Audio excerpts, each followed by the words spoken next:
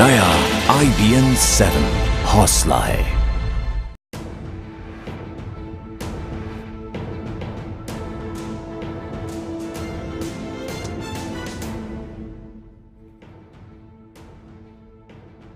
नमस्कार, मैं हूं रुचा अनिरुद्ध और आप देख रहे हैं स्पेशल रिपोर्ट, ऐसा बुलेटिन जिसमें हम रोजमर्रा की सुर्खियों से लेकर हमारे वक्त और समाज पर गहरा असर डालने वाली खबरों तक को शामिल करते हैं। इस विशेष कार्यक्रम में पेश है आज से 30 साल पहले हुआ इंदिरा गांधी हत्याकांड, ऐसी वारदात जिसने आजाद भारत का इतिहास बदल दिया। क्योंकि इंदिरा मामूली नेता नहीं थी। फौलादी इरादों, बड़े फैसलों और सियासी चालों से इंदिरा ने वक्त के बड़े फलक पर विलक्षण प्रभाव छोड़ा। इंदिरा की शख्सियत से लेकर उनकी राजनीति के तमाम पहलुओं को टटोलते हुए हम आज इतिहास का वो 30 साल पुराना पन्ना फिर पलट रहे हैं जिस पर दर्ज है एक प्रधानमंत्री का कत्ल।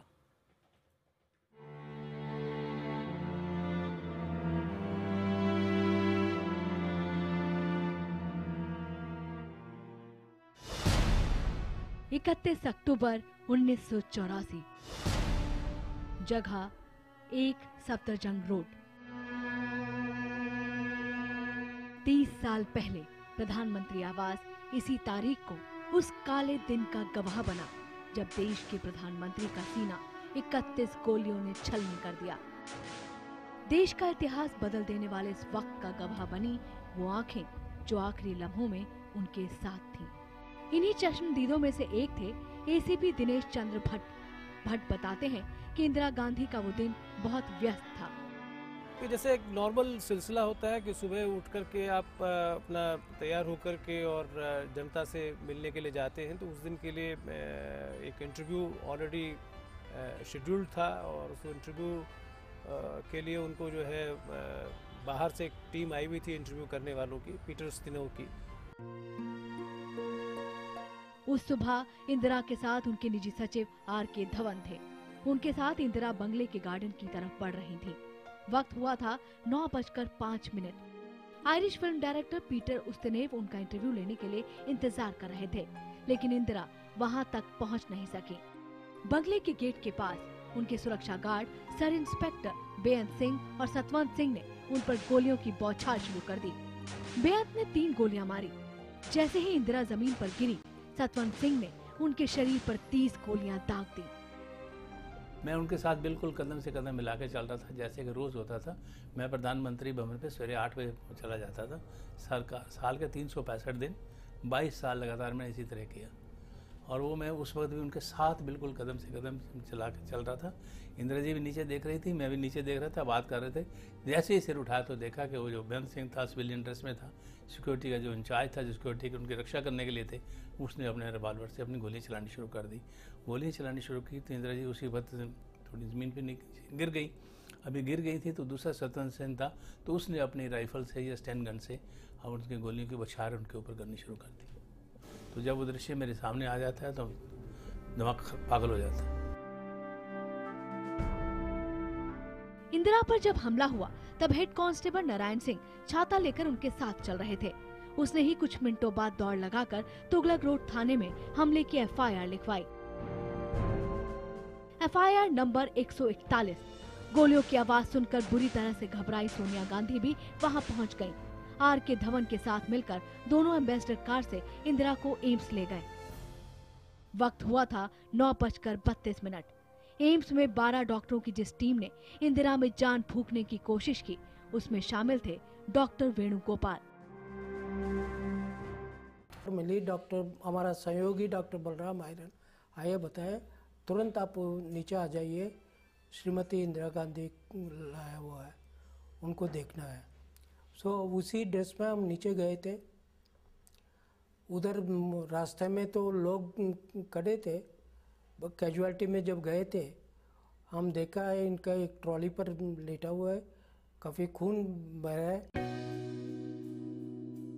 डॉक्टर वेणुगोपाल ने जब अपने ही खून से लथपथ इंदिरा को देखा तो उन्हें इंदिरा गांधी का वो अंतिम भाषण याद आ रहा था जो उन्होंने उड़ीसा में दिया था। जब तक मुझ में सांस है तब तक सेवा ही में जाए, और जब मेरी जान जाएगी तो मैं कह सकती हूँ कि एक एक खून का खतरा जितना मेरा है, वो एक एक खून एक भारत को जीवित करेगा। भारत को मजबूती देगा। इंदिरा का वो भाषण जैसे उनके अंतिम लम्हों की भविष्यवाणी बन गया था, क्योंकि थोड़ी ही देर बाद बीबीसी के जरिए पूरी दुनिया को पता चल चुका था कि इंदिरा गांधी को गोली मार दी गई है। गाड़ी को पार करके लिफ्ट से ऊपर गया, तो जैसे ही मैं लिफ्ट से बाहर निकला तो मैंने देखा एक बुजुर्ग से डॉक्टर थे जो अपने मुंह से वो कपड़ा हटा रहे थे और अपने गाउन वाइट पहना हुआ था, ऐसा लगता था वो अंदर से ऑपरेशन थिएटर से आए। तो वहाँ मैंने फिर वही किया कि उनसे ये नहीं।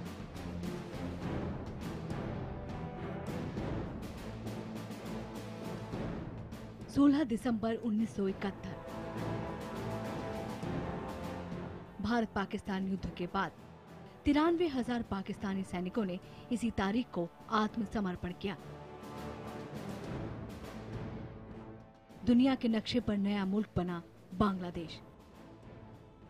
कामयाबी की ये कहानी लिखी थी फौलादी इरादों वाली इंदिरा गांधी ने। दरअसल गृह युद्ध में फंसे तत्कालीन पूर्वी पाकिस्तान से लाखों बांग्लादेशी शरणार्थियों की वजह से भारत में बड़ा मानवीय संकट पैदा हो गया था। राष्ट्रपति निक्सन के नेतृत्व वाले अमेरिका की शह की वजह से पाकिस्तान बेफिक्र था, लेकिन इंदिरा ने ऐसी कूटनीति चली कि सारी चालें उल्टी पड़ गईं। अंतर्राष्ट्रीय मीडिया को अपने साथ किया कि भाई वहाँ बड़ा जुल्म हो रहा है, हमारे पास 10 लाख रेफ्यूजी आ गए हैं। फिर सारे यूरोप को अपनी तरफ किया कि भाई ह्यूमन राइट्स का सवाल है। फिर अमेरिका में जितने लिबरल लोग थे उनको साथ किया, तो निक्सन और किसिंगर आइसोलेट हो गए। और फिर उन्होंने जब पाकिस्तान ने हमला किया, फिर हमने उसका जवाब दिया। इंदिरा ने अमेरिकी दादागिरी के खिलाफ सोवियत संघ से रणनीतिक समझौता कर तुरुप का इक्का चला था। नतीजा ये निकला कि संयुक्त राष्ट्र में युद्ध के खिलाफ अमेरिकी प्रस्ताव सोवियत संघ के वीटो की वजह से गिर गया।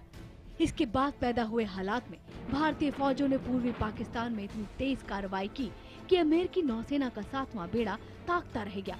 13 दिन में भारतीय फौज विजय घोष करती लौट आई। बांग्लादेश का जन्म हो गया। Many of those same people, and although Atal Bihari Vajpayee ji never called her Gungi Gudiya, he did call her the goddess Durga after the 71 war. गूंगी गुड़िया से दुर्गा तक का सफर इंदिरा ने महज 5 साल में तय किया था। 11 जनवरी 1966 को जब ताशकंद में प्रधानमंत्री लाल बहादुर शास्त्री का निधन हुआ, तब कांग्रेस अध्यक्ष के कामराज और वरिष्ठ नेताओं ने इंदिरा को गूंगी गुड़िया समझकर ही प्रधानमंत्री की गद्दी दी थी। 3 साल के भीतर ही 1969 में इंदिरा ने बैंकों के राष्ट्रीयकरण का बड़ा फैसला कर कांग्रेस के वरिष्ठ नेताओं को अपने इरादों का परिचय दे दिया। उन्होंने सबसे बड़ी बात की, हिंदुस्तान आज़ाद हुआ था, जितने भी राजे और प्रिंसेस और महाराजा थे, इनकी स्टेट्स इंटीग्रेट हुई थी, लेकिन उनको की कुछ प्रिविलेजेस थी और पर्सेस थे, और उन्होंने पार्लियामेंट में इनकी प्रिंसेस की प्रिविलेजेस और पर्सेस खत्म कर दी। कांग्रेस में सिंडिकेट कहे जाने वाले गुट के दबदबे को खत्म करने के लिए इंदिरा ने 1969 के राष्ट्रपति चुनाव में कांग्रेस के प्रत्याशी नीलम से चल नहीं सकी। 1980 के चुनाव में 351 सीट हासिल कर इंदिरा फिर सत्ता में लौटी। इस कार्यकाल में भी उन्होंने कुछ ऐसे फैसले किए जिन्होंने 31 अक्टूबर 1984 की खूनी वारदात की पृष्ठभूमि तैयार कर दी।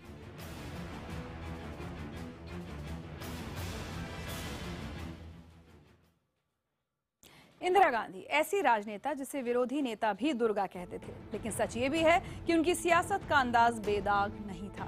दरअसल इंदिरा की सियासत आदर्शवादी न होकर सत्ता का औजार थी। उनकी कूटनीति में साम, दाम, दंड, भेद सब कुछ था, लेकिन पंजाब में इस नीति ने क्या उनकी ही मौत की पटकथा तैयार कर दी थी? देखेंगे एक ब्रेक के बाद।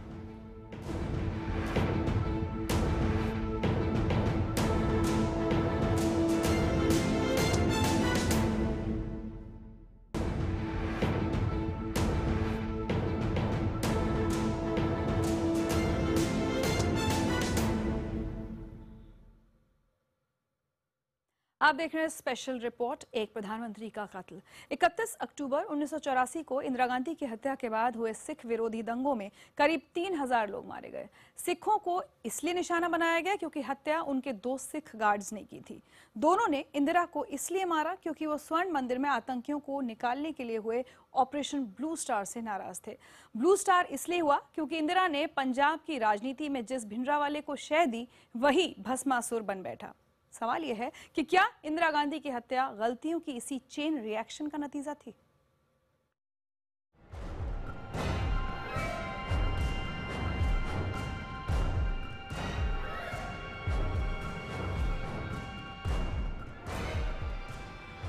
तारीख 5 जून 1984, वक्त शाम 7 बजे, जगह स्वर्ण मंदिर, अमृतसर। 30 साल पहले इसी तारीख को सिखों के सबसे पवित्र धर्मस्थल स्वर्ण मंदिर में सेना ने ऑपरेशन ब्लू स्टार शुरू किया था। आदेश सीधे इंदिरा गांधी ने दिया था। उन्हें लगता था कि आतंक की भट्टी में धधकते पंजाब को बचाने के लिए यह ऑपरेशन जरूरी था, क्योंकि मंदिर में जरनैल सिंह भिंडरावाले के हथियारबंद समर्थकों का कब्जा था। ब्लू स्टार के commanding officer major general KS. Brar के आदेश पर जैसे ही सेना के कमांडो ने मंदिर में घुसने की कोशिश की, मिनटों में 20 जवानों की लाश जमीन पर नजर आने लगी।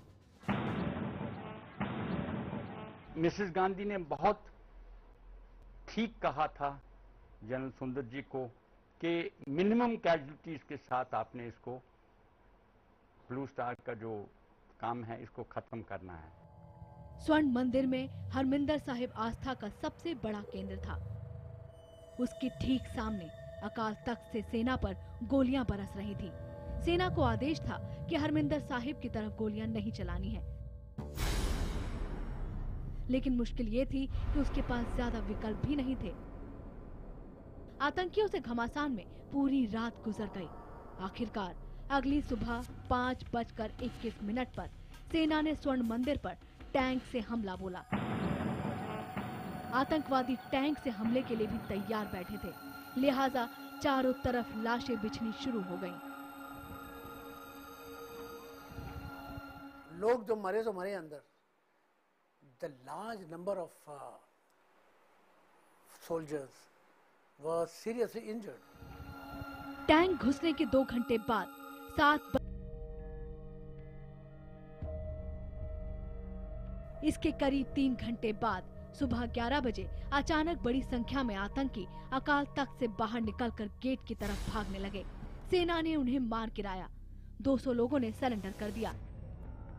अकाल तख्त खाली हो चुका था। भीतर 40 समर्थकों की लाशों के बीच भिंडरावाले की भी लाश पड़ी थी। ऑपरेशन ब्लू स्टार खत्म हो गया। बाद में सेना ने माना कि ऑपरेशन में 35 औरतें और 5 बच्चे भी मारे गए थे।